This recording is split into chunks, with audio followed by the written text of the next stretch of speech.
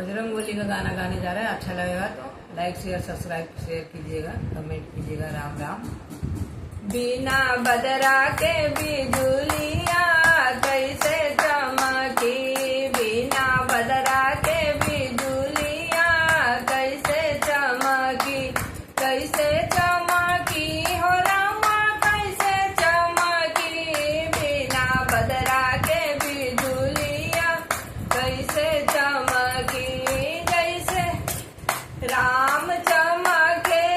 जैसे लक्ष्मण चमके, जैसे राम चमके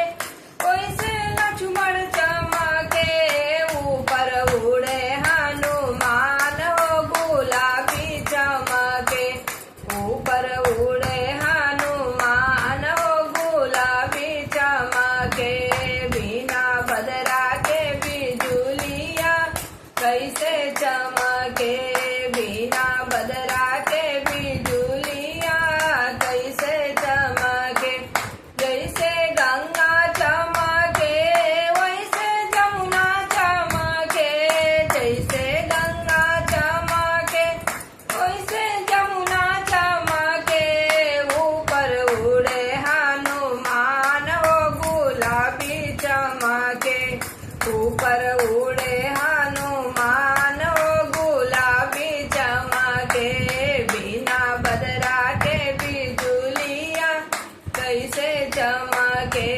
बिना बदरा के बिजुलिया कैसे चमके, जैसे सूरज चमके वैसे तारा चमके,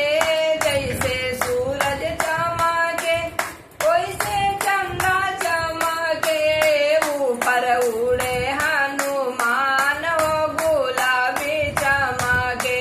ऊपर उड़े हनुमान हो गुलाबी चमके, बिना बदरा के बिजुलिया कैसे चमके, बिना बदरा के बिजुलिया कैसे चमके, कैसे चमके हो रामा कैसे चमके, बिना बदरा के बिजुलिया कैसे चमके, जैसे ढोलक चमके जैसे मजीरा चमके, जैसे ढोलक चमके जैसे मजीरा चमके, ऊपर उड़े हनुमान हो गुलाबी चमके, ऊपर उड़े हनुमान हो गुलाबी चमके, बिना बदरा के बिजुलिया कैसे चमके, कैसे चमके हो रामा कैसे चमके, बिना बदरा के बिजुलिया कैसे चमके। जय श्री राम।